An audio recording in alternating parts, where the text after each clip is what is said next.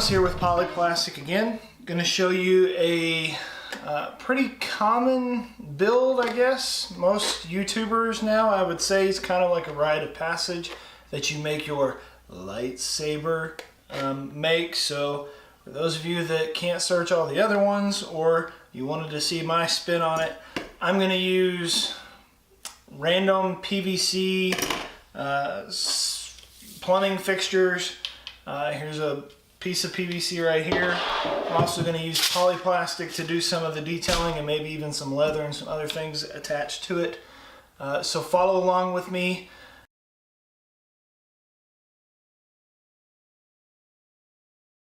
Okay, to start out, we are going to take this 12-inch drain extender. I think it was about $4-5 at Lowe's. It's got some stuff on it that we may want to take off. I also want to add some little details and greeblies and things. I found this off of a broken Super Soaker. This is also off of. I'm just going to kind of piece these things together and then use Polly Plastic to kind of bridge the gap where it's not as perfect. I also have old pieces of flashlight. My mom gives me flashlights in my stocking every year for Christmas, so I always have a bunch of them, and it's amazing how a flashlight looks like a lightsaber anyways. Here's some other just random parts off of things that I have. Like, I keep ridiculous amounts of random stuff for this exact reason. So what I'm going to do, I drew a line on this 12-inch extender. I'm going to use my Dremel to cut that line the closest straightness as I can. Then I'm going to glue some of these random pieces on there and then use Polly Plastic to bridge the gaps. I've heated up about 1/4 of a cup of Polly Plastic. I realize this is way more than I need from one part of it. I figured I might as well heat it all up at one time. So all I'm going to do here is I'm bridging the gap between these two. I'm really pushing in. This is actually going to serve two purposes. One, it's going to even out the rough edge of where these objects that aren't actually made for each other combine, and it's actually going to hold the plastic to the PVC pipe. So as you can see, there's one side that's done and one side that isn't. So I'm just going to pull off a piece, stick it on there. Alright, couple things about what I have so far.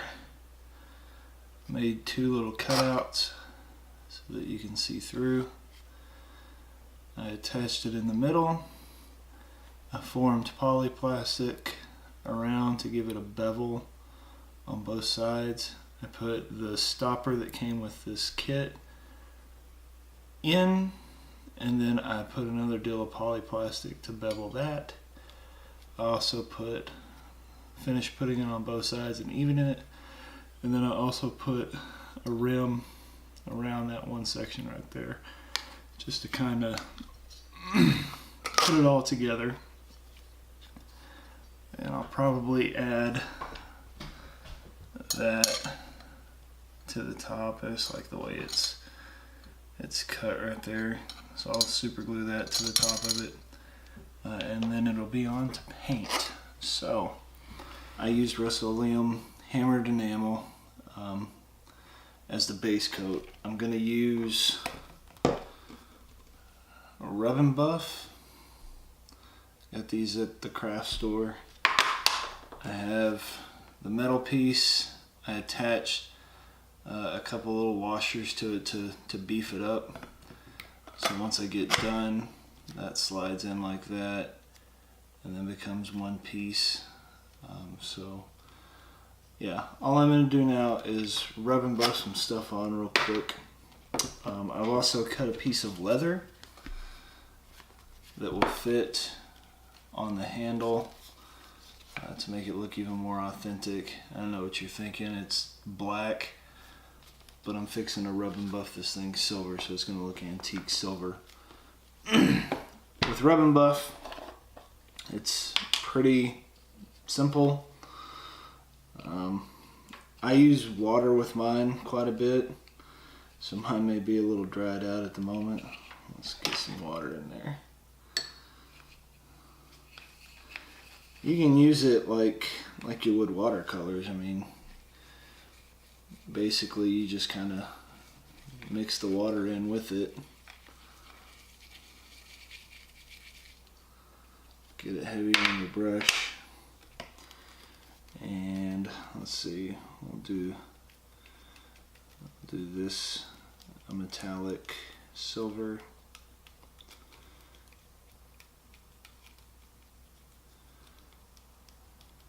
I'll probably go back with the gold and probably pick out that ridge right there and put it gold, just so it makes the rest of it kind of stand out a little better.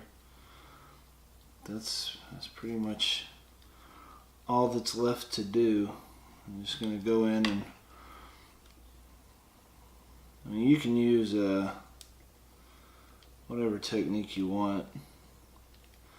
A lot of people just literally put it on their finger and rub it on.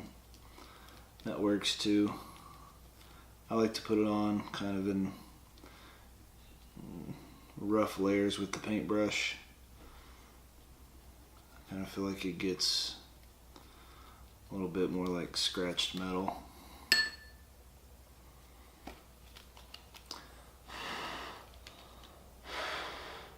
This is a high-tech drying technique. I have this special utensil I use for it. It's called your mouth. Alright, so here is the end result. I've got it painted up. There are several different finishes on here, which is very typical of lightsabers. I even have a real leather grip that I just contact cemented on.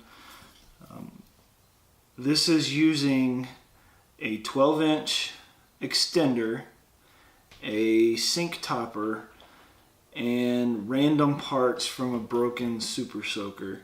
And then it's all kind of brought together like molded pieces here and there of Polly Plastics. So don't forget to go to polyplastics.com, check out all the materials they have. They have pellets, they have putties, they have color that you can add to the pellets to dye them.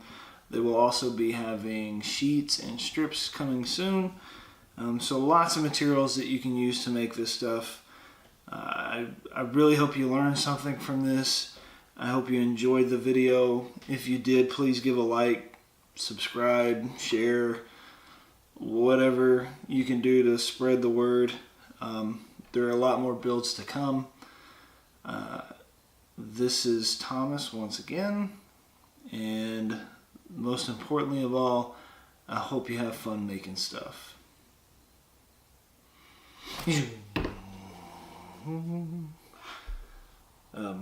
Light there. Pretend. Special effect.